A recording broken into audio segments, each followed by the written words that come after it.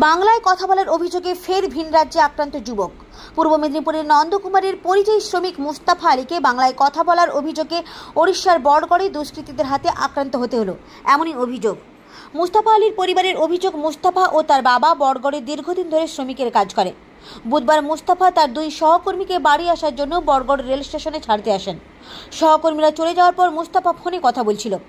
বাংলা ভাষায় কথা বলতে দেখে বাংলাদেশি ভেবে একদল দুষ্কৃতী তার উপর চড়াও হয়ে মারধর করতে শুরু করে। পরিবারের আরও অভিযোগ, প্রাণে বাঁচার জন্য মুস্তাফা দৌড়ে রেলে টিকিট কাউন্টারে ঢুকে পড়লেও সেখানে গিয়েও মারধর চালায় দুষ্কৃতীরা। রক্তাক্ত অবস্থায় মুস্তাফার চিৎকারে রেলের জিআরপি কর্মীরা এসে তাকে উদ্ধার করে। পরিবারের আরও অভিযোগ, ওড়িশার হাসপাতালে সঠিক চিকিৎসা না পাওয়ায় মুস্তাফাকে নিয়ে এসে তাম্রলিপ্ত মেডিকেল কলেজে চিকিৎসা করানো হয়। ছেলে একজনকে ছাড়তে গিয়েছিল, আমাদেরই সাইটের একজন কর্মচারী। ওর ইমার্জেন্সিতে বাড়ি যাবে বলে ও ছেলেকে ফোন করেছিল, ও স্টেশনে গিয়েছিল ছাড়তে।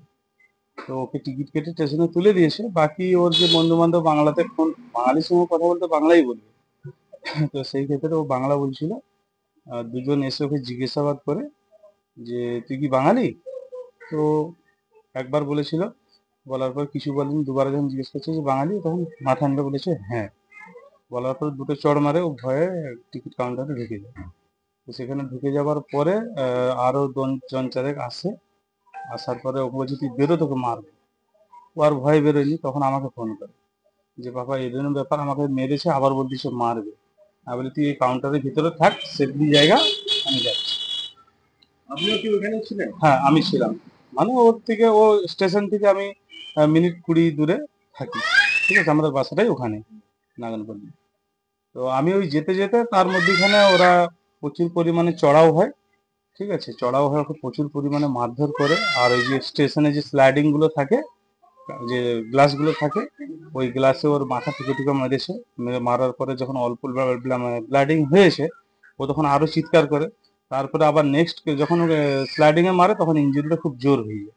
তখন ও মানে অজ্ঞান টাইপের হয়ে যায়। হয়ে যাওয়ার পরে বাকি জন তিনেক চারেক পালিয়ে যায়।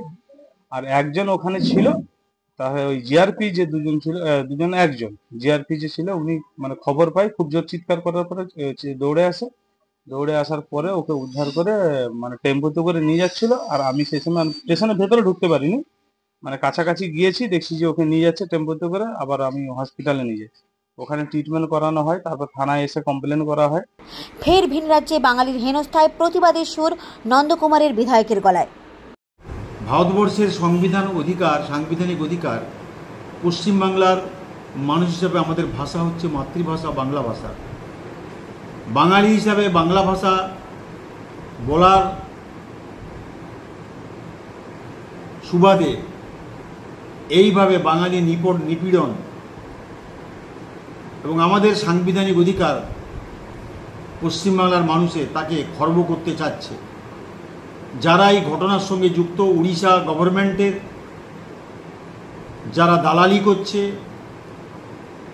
বিজেপির এই দুষ্কৃতকারীরা, তারা এইভাবে করে চলছে। সারা পশ্চিমবাংলায় বিজেপি শাসিত রাজ্য, যেখানে ডবল ইঞ্জিন সরকার রয়েছে, তারা এই ধরনের, সারা ভারতবর্ষে এই ধরনের বাঙালিদের উপর অত্যাচার করছে, বাংলা ভাষার উপর অত্যাচার করছে।